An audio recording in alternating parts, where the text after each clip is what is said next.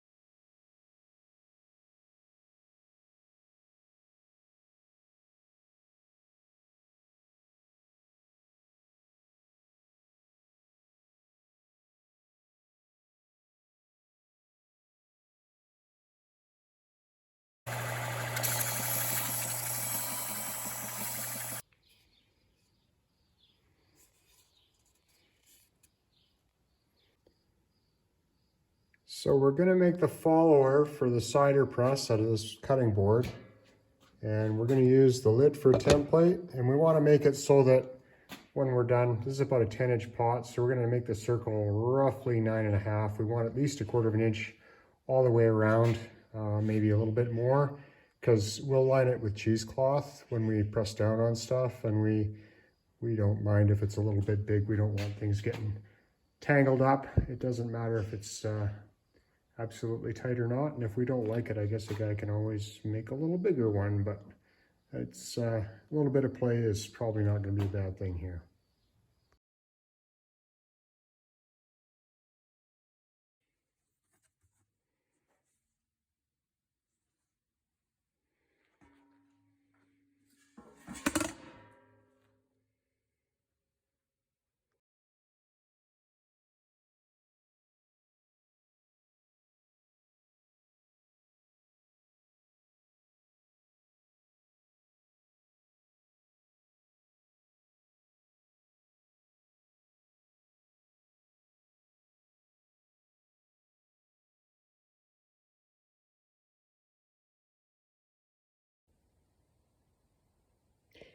I'm going to swap my ripping blade out for a combination or carpentry blade here. If you don't have a ripping blade, they don't cost very much, and it just makes a world of difference. Having the right geometry on your saw, you can sure cut through a lot of really big, heavy hardwood stuff with a low horsepower table saw if you have the right blade in there and it's sharp. But it's not very good for cross cutting, so I'm going to slip it out of there and put the other blade in. Yeah, we're ready to go. I don't know why it seems like such a pain to switch the blades around. It only takes about 2 minutes, but makes a world of difference cutting. So I got the blade set 1/4 of an inch above the table saw. I'm going to cut a couple of dados in the bottom of our top piece here for the sides to sit in, just 1/4 of an inch deep. I don't think it'll affect the strength too much for what we're doing. I think it'll just really help hold things together when the tension is pulled down on everything. So that's what we'll do. Yeah, I just cut the dado and tried the fit. I got the first one really nice and tight. There's nothing there holding it except the friction of the joint. It just slipped in there nice, and I'm just holding it here now. See if I can get the other one nice and tight like that. That would be great. So you can see kind of where I'm going with this. I'm going to have these ready rods kind of tie everything into the top. And I started with 18 inches. I wasn't sure just how much I was going to need because I haven't built one of these before. It looks like I got tons of height, way too much height, and kind of looks goofy. So I'm going to cut these down probably about there. What is that? 14 inches, something like that. I'll tell you when I measure it. I can always make them shorter, but making them longer, I got to make a new one. So I'm going to cut things down and see what happens here. I tried 14 and it still looked too tall, so I decided to knock it down another couple inches to these sides are now 12. And that, I'm going to cut that piece of pipe off. That'll just give me a nice little bit of clearance to slide everything in when it's screwed all the way to the top. And I think I like how everything's fitting here. I was not going to dado those on purpose, but I really like how things are coming together up here with the dados. So I think I will dado these bottom ones so that everything fits in there tight too.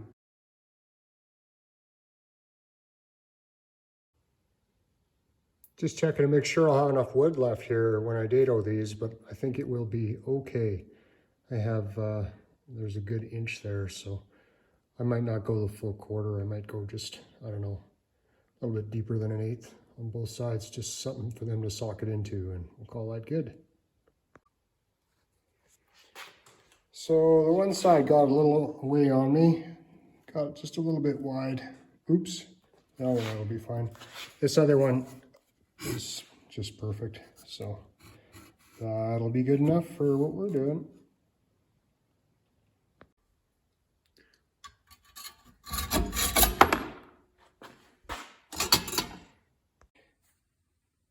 I had to file the threads down just a little bit so that it would fit in here. That's a 3/4 inch pipe, and it's in there pretty good now. Just turns nicely without too much play.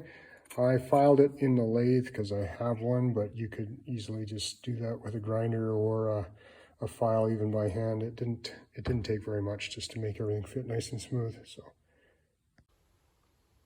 I mark these holes and drill a couple pilot holes so I don't split the wood, and then screw this in.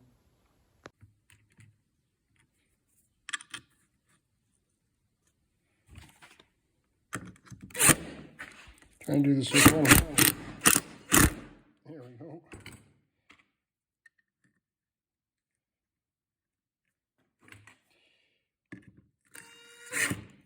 Oh. Close up.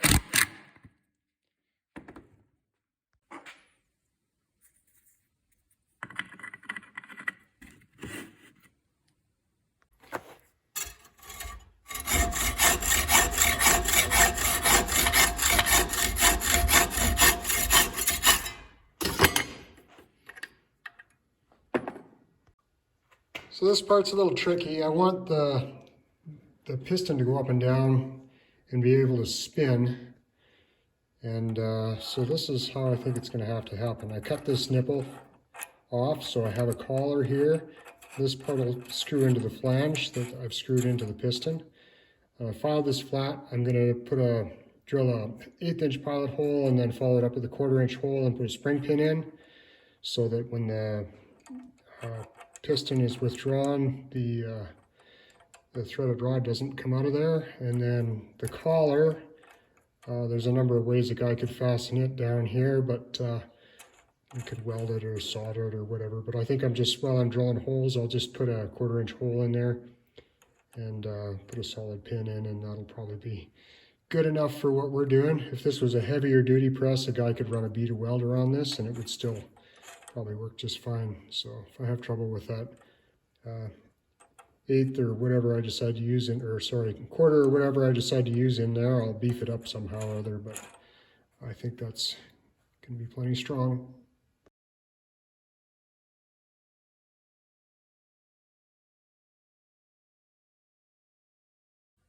I had to flatten it just a little bit with the file so that it didn't wander all over after it went through the pipe. The drill bit wanted to catch the thread and go for a walk. So we flattened it a bit with the file, and we'll drill the hole now.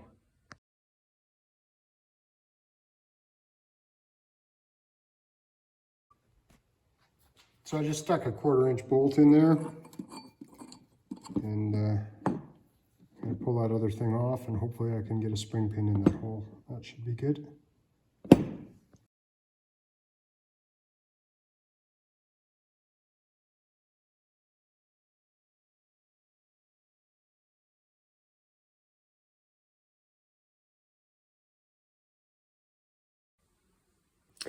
Ran into a bit of an unexpected problem with the stainless steel. I drilled all these nice 1/2 inch holes in the bottom, and then I went to clean them up and deburr them. And to take the burrs off the stainless steel in here turns out to be a real super pain. I thought I could just buzz them off with some coarse emery cloth or like a sharpening stone or something. I even tried my countersink in there, but they're just ugly. It's going to take a lot of work, and they have to be perfect because you don't want any iron filings in there when we're done. And unfortunately, the apples are ready, so I've decided to go to plan B for now. I've got a food grade bucket here. I'm going to drill holes in it, and I don't have to worry about any iron filings in that. It seems to fit in the press pretty good. It's just a smidgen bit taller, but I can make some adjustments here to make things work. And one thing I figured too is the sides here are adjustable. I could pull these side pieces out if I wanted to here and just put longer pieces of ready rod in, and this thing would probably handle like the bigger, we call them 5-gallon pails, but they're not. They're probably like 23 liters or whatever. Anyways, the bigger buckets, you could easily scale this up for one size larger. You just need longer sides, and you could just use some blocks on the piston part to push down. And I think that would work pretty good. So anyhow, we'll go into plan B here when we start back on this. I just got a piece of plate here. I happen to have some 3/16 by 2. It's about 6 inches long. I drilled a 7/8 hole in there, and I'm going to tack weld a nut on here and countersink those holes for the screw to go into the press. Probably would be okay if you had hardwood, or probably even be okay just to chisel this nut into the top of the press here when it goes in, but I thought I'd go the extra mile here and tack weld that on there and put that in.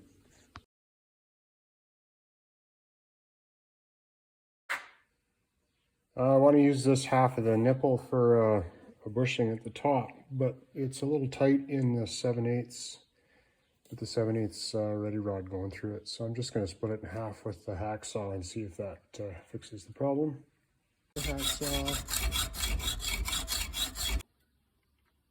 I was hoping it might spring open a bit when I cut into it, but it didn't. So I'm going to put a rod inside it and just hammer on it a little bit to spring it open and try and keep it round.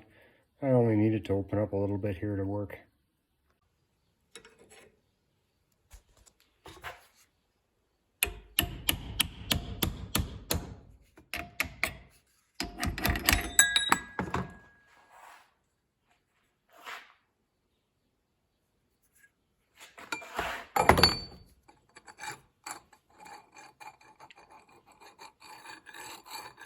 Perfect.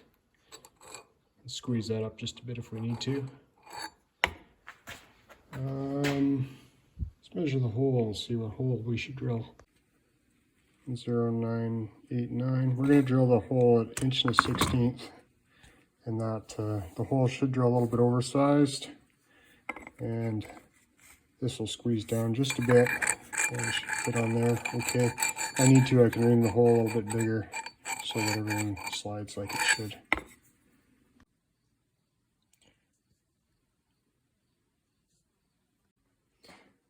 So I'm trying to drill these holes in the right order so that all my centers will line up and I don't have a hollow hole that I'm trying to follow up with my Forster bit. It'll do it, but I'm trying to keep everything as centered as I can. So I got an 1 3/8 Forster bit, and I'm gonna drill that out, and then I'm gonna take a chisel, and you see the corners of the nut there. I'm going to chisel out the corners of the nut so that it fits in there nice and tight. And I need to drill it down.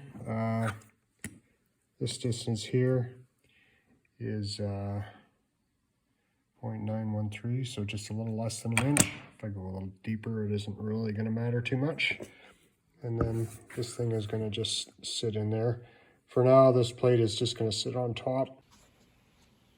So I'm going to drill a pilot hole halfway through from both sides. That way my in hole and my out hole are right where they're supposed to be.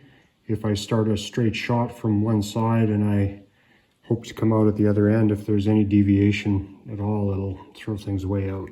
So I'm far better off to drill a little over halfway from both sides and then do the same with my Forster bits so that everything comes out where it's supposed to. I love my Forster bits. If you don't have a set, this is just a cheap set I got at like PV Mart or something, but I do have a few expensive Forster bits I keep for like cabinetry work, or if I've got a bunch of hardwood that I want a really nice hole in. But just for the softwood, this is great. They're handy, and you can overlap two holes without having them wander from one side to the other. If you're cutting mortise and tenon stuff with them, they're good bits.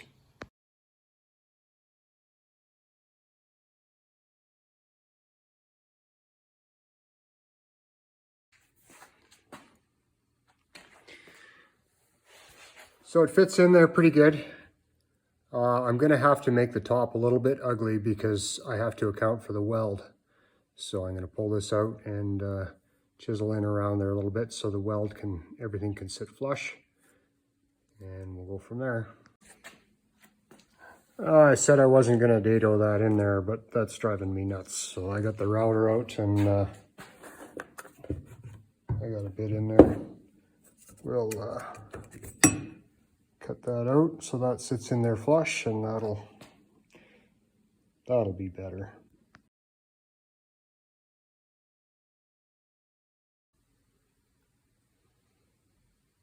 So I used an 1 3/4 Forester bit just to go around here.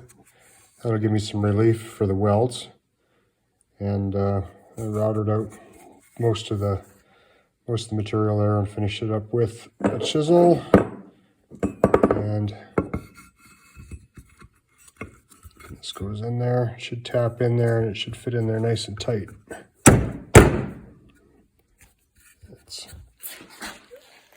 Looks pretty good. Sit in there flush.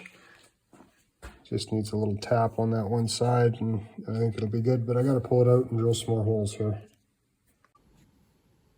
So I didn't have 1 1/16, I had 1 1/8, so it'll be a little bit loose probably, but if that's the case, I can put some epoxy in there when I get done and it'll be just perfect.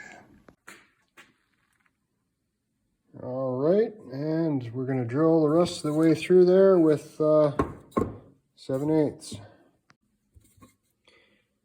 All right, so that's what our finished press head looks like.